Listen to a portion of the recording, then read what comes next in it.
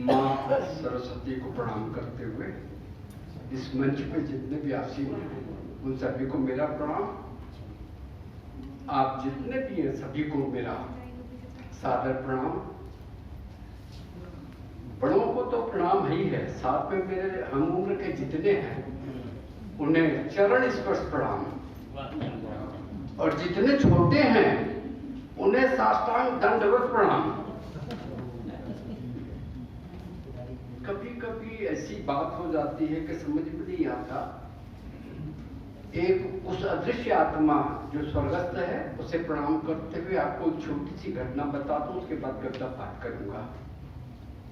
आदरणीय अटल बिहारी वाजपेयी जी आगरा के अंदर जिस समय शांति सम्मेलन में मुशर्रफ जी के साथ थे, उस टाइम पता नहीं क्या हुआ, ऐसी क्या घटना हुई जो उन्हें ताजमहल देखना पड़ा, और इन्होंने दिखाया। ये सबसे बड़ी गलती इन्होंने की।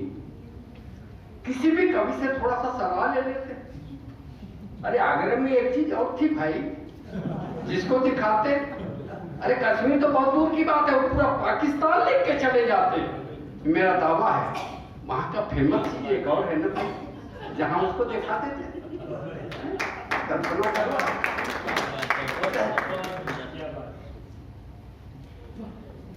पहले तो मैं संपूर्ण नारी जगत को प्रणाम करते हुए कि तेरे प्यार की वेदी में दो मोती मेरे ढुलक पड़े, तेरे प्यार की वेदी में दो मोती मेरे ढुलक पड़े, दो मोती मेरे ढुलक पड़े, दो मोती मेरे ढुलक पड़े। स्वप्निल आंखों में खुमार दिए मादक मदरसा प्यार दिए, स्वप्निल आंखों में खुमार दिए मादक मदरसा प्यार दिए। स्नेह दीप से तू जैन जलाकर तू क्यों आई यहाँ बावरी, भोलेपन को देख तेरे मुस्काया मन खड़े खड़े, तेरे प्यार की वेदी में दो मोती मेरे ढुलक पड़े, दो मोती मेरे ढुलक पड़े। और जल्दी रेत पिपासा की जहाँ ज्यादा तानी जाती थी। मनुष्य का हृदय जो है ना हरा भरा कब होता है, जब उसको कुछ चाह लेती है, और बाद में कब रेगिस्तान हो जाता है मालूम नहीं पड़ता। तो जलती रेत पिपासा की जहाँ ज्यादा तानी जाती थी, उसी मरुस्थल में बावड़ी चढ़ी खोजने पानी थी। तृष्णा और तृषा देखकर दोनों प्यास है, तृष्णा और तृषा देख संग अरमा मेरे बिलक पड़े, तेरे प्यार की वेदी में दो मोती मेरे ढुलक पड़े, दो मोती मेरे ढुलक पड़े, दो मोड़ी। आप सभी को प्रणाम करता हूँ।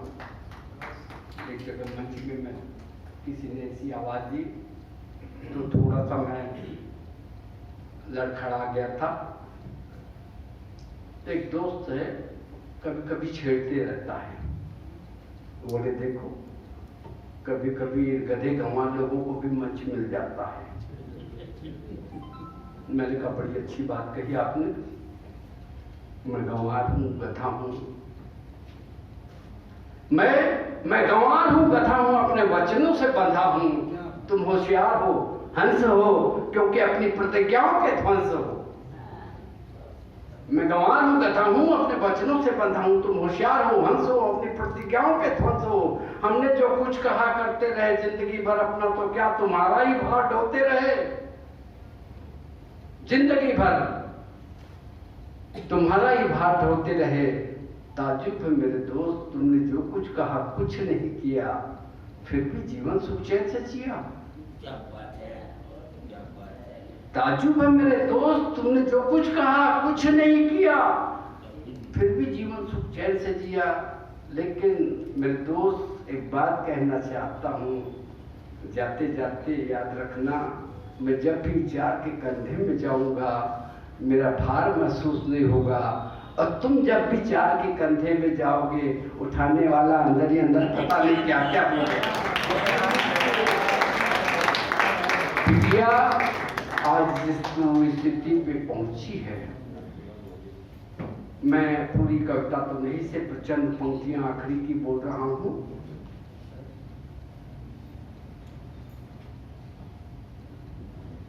हम ना आए गम न करियो, हम ना आए गम न करियो, हम तो साठे बूढ़े हैं, पड़े रहेंगे गुमचुम गुस्सुम युग के कचरे कूड़े हैं, और ना जाने कब उठ जाएंगे, ना जाने कब उठ जाएंगे, क्योंकि सांस सांस कर जाई है। आवाजा प्यारी बिटिया मेरी याद तुम्हारी आई है।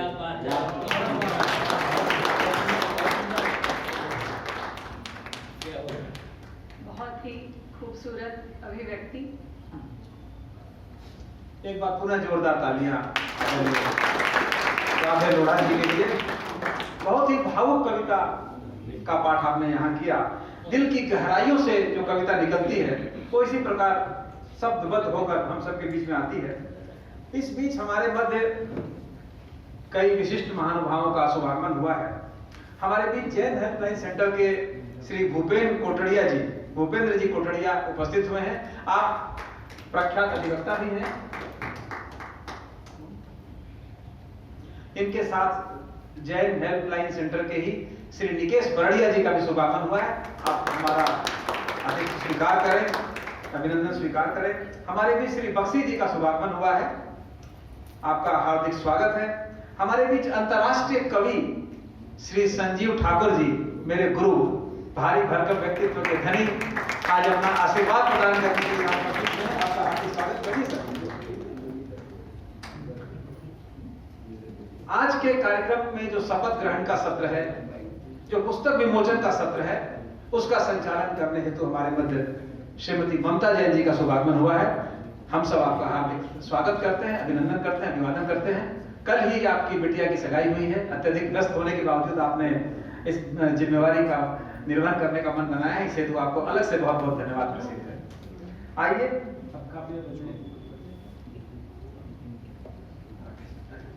काव्य क्रम को आगे बढ़ाते हैं, इसके बाद फिर हम विधिवत शपथ ग्रहण की ओर बढ़ेंगे। आइए। पापा की कविता मैं तो बचपन से सुनती आ रही हूँ और दो पंक्ति उनको समर्पित। यार पापा, मनोज मुंतशिर की लाइन है ये।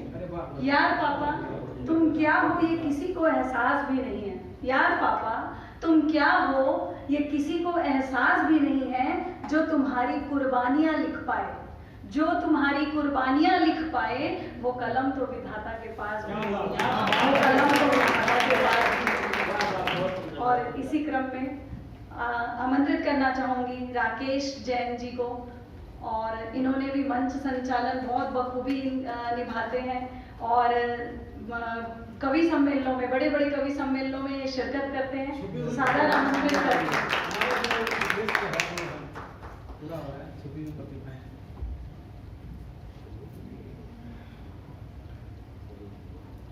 आज के इस कार्यक्रम में उपस्थित हमारे जैन कवि संगम के सभी पदाधिकारीगण, यहाँ श्रोता के रूप में उपस्थित समस्त महानुभावों को सादर प्रणाम, सादर जय जिनेन्द्र।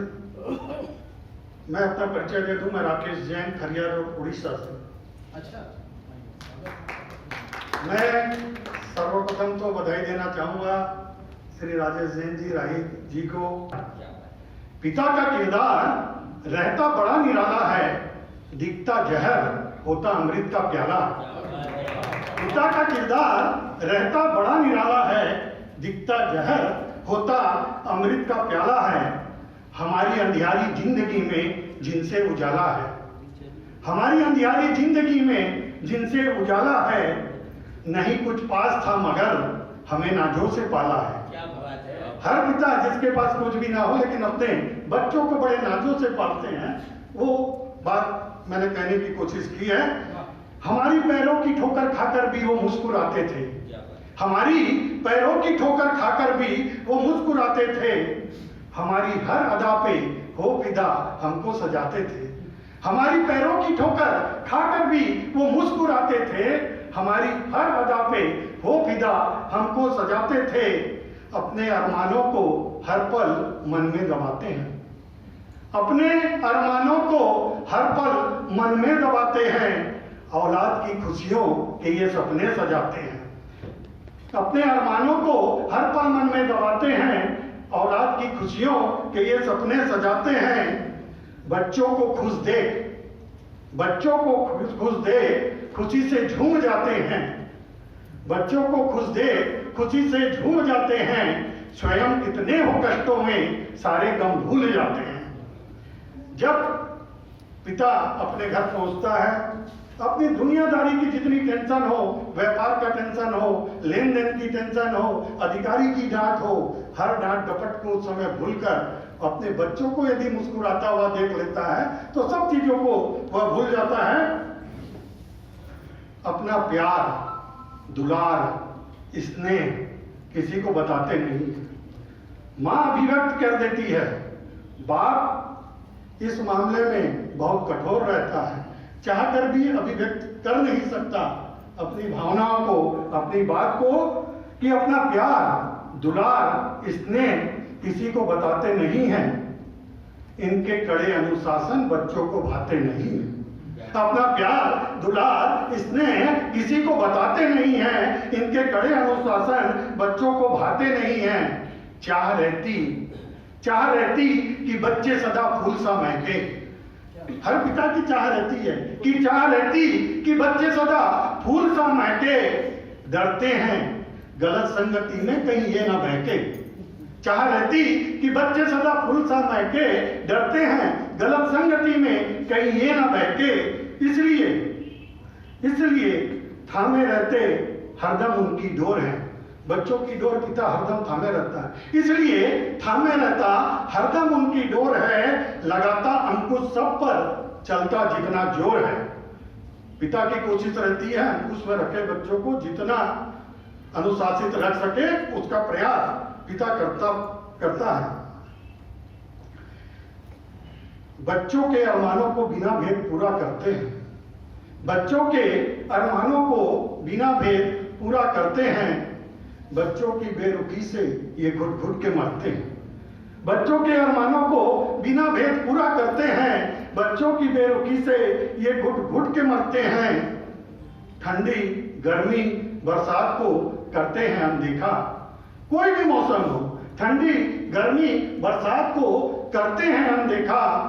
तबीयत खराब हो तो भी इनको रुकते नहीं देखा। कभी रुकते नहीं। तबीयत खराब हो तो भी परिवार की जो जवाबदारी होती है उसके लिए पिता कर्तव्यों के अंगारों में दिन रात चलता है। पिता कर्तव्यों के अंगारों में दिन रात चलता है। तब जाकर बड़ी मुश्किल से पूरा परिवार पलता है। पिता कर्तव्यों के अंगारों में दिन रात चलता है। तब जाकर बड़ी मुश्किल से पूरा परिवार पलता है। घर देख लेते उनके हाथ के फपोले, पैरों के छाले। घर देख लेते उनके हाथ के फपोले, पैरों के छाले, तो जान जाते कितने तकलीफ से परिवार है पाले। आज की औलाद पढ़ लिख कर जिस प्रकार के वाक्यों का प्रयोग करती है और जैसा समाज के अंदर, परिवार के अंदर देखने को मिल रहा है, तब मैंने अपनी एक कविता में एक लाइन लिखी थी कि पढ़ लिख कर बच्चे इतने होशियार हो गए हैं, पढ़ लिख कर बच्चे इतने होशियार हो गए हैं, माँ बाप तो उनके लिए बेकार हो गए। पढ़ लिख कर बच्चे इतने होशियार हो गए हैं कि माँ बाप तो उनके लिए बेकार हो गए हैं। पिता पूरे परिवार की होते मजबूत बुनियाद है। पिता पूरे परिवार की मजबूत होते बुनियाद हैं। पर नींव के पत्थर भला किसे रहते याद है। पर नींव के पत्थर भला किसे रहते याद हैं। ना धन दौलत की ढेरों से, ना महलों से, ना गाड़ी से। ना धन दौलत की ढेरों से, ना महलों से, ना गाड़ी से सुकून मिलता है बस इनको थोड़ी पूछने खैर ख्याली से। बुजुर्ग उतने में ही बहुत खुश हो जाते हैं, थोड़ा पूछ ले बस। वक्त थोड़ा निकाल कर यदि युवा पीढ़ी है उनसे निवेदन कि वक्त थोड़ा निकाल कर इनका ध्यान रखना। वक्त थोड़ा निकाल कर इनका ध्यान रखना, अपना दायित्व निभाना, उनका मान रखना, क्योंकि इनका आशीष कभी खाली जाता नहीं है। इनका आशीष कभी खाली जाता नहीं है और इनको दुख पहुंचाने वाला कभी सुख पाता नहीं है, कभी सुख पाता नहीं है। बहुत बहुत धन्यवाद।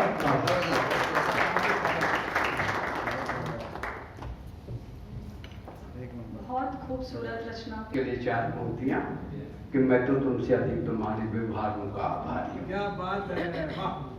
मैं तो तुमसे अधिक तुम्हारे व्यवहारों का आभारी हूं, जिसने मुझको यह समझाया मन कैसे जोड़ा करता है, मन कैसे जोड़ा करता है, मन कैसे जोड़ा करता है। तुमको पता नहीं है अभी तक, तुमको पता नहीं है तुम तक आने की थी क्या मजबूरी, संबंधों को इस जंगल में बाकी रहे न कोई दूरी। परिचित गलियारा मेरी इस भावुकता पर खूब हंसा था, अधरों पर अंगारा रखकर आंगन तक ने व्यंग कसा था। शायद पहली बार मुझे भी तब जाकर आभास हो सका, मंजिल के आते आते ही पथ कैसे मोड़ा करता है, कैसे पढ़ाइए। नमस्कार, मैं निर्दोष जैन लक्ष्य धनबाद आप सभी के बीच और हमारे राष्ट्रीय अध्यक्ष श्री आदरणीय नरेंद्र पाल जी के बीच बड़े दिन से आशा थी कि मैं इनके बीच एक कामकाज जरूर करूं और मौका मुझे मिला। और मैं यहाँ से ऐलान करता हूँ कि अगला जो हम लोग का जैन कवि संगम का संगठन का जो भी प्रोग्राम, जो हम लोग का वार्षिक प्रोग्राम होता है, वो इस बार हमारा पूरी कोशिश रहेगी समय शिखर क्षेत्र में करने की। और मैं आज ऐलान करता हूँ और अध्यक्ष महोदय से, क्योंकि मैं वहीं रहता हूँ और मेरी बड़ी बहन ने जो कहा, बेटी ने कहा, उसके ऊपर मैं सिर्फ 2 ही लाइन कहता हूँ कि हर चीज की सीमा व शक्ति साफ होती है, हर चीज की सीमा व शक्ति साफ होती है। जो अहम पता क्या बात होती है, रोज में आकर जलाती दूसरों को जो, अरे आखिर में उस आग की भी राख होती है, आखिर में उस आग की भी राख। तो सबसे पहले मैं अपना परिचय देना चाहूंगा। आप हमें देख कर मुस्कुराइए, आप हमें देख कर मुस्कुराइए, अजी आप हमें देख कर मुस्कुराइए। प्यार का कवि हूँ, बस प्यार चाहिए, प्यार का कवि। मान चाहिए ना ये मंदिर चाहिए, न ये मस्जिद चाहिए, अरे हमको हंसता हिंदुस्तान चाहिए, हमको हमारा प्यारा हिंदुस्तान चाहिए। इसके ऊपर में 4 लाइनें जो मैंने लगभग 40 साल पहले लिखी थी, 40 साल पहले लिखी हुई है 4 लाइन मुझे आज भी याद आती है कि मंदिर अपना मस्जिद अपनी, मंदिर अपना मस्जिद अपनी, अरे अपना ही गुरुद्वारा है, किस मिट्टी को अलग कर रहे हो, जब सारा देश हमारा है, जब सारा देश हमारा है, जब सारा देश हमारा है। और कि हर हाल में मुस्कुराना जानते हैं हम, हर हाल में गुरुजी कि हर हाल में मुस्कुराना जानते हैं हम, तो हम कितना भी हो गुनगुनाना जानते हैं हम शेर है शेर दोस्तों, मौत से भी पंजा लड़ाना जानते हैं, मौत से भी पंजा लड़ाना जानते हैं। तो आइए मैं आपको एक छोटी सी मेरी बड़ी प्यारी सी रचना है जो लोगों ने बहुत पसंद किया है और जिस भी मंच पे मैंने इसको पढ़ा है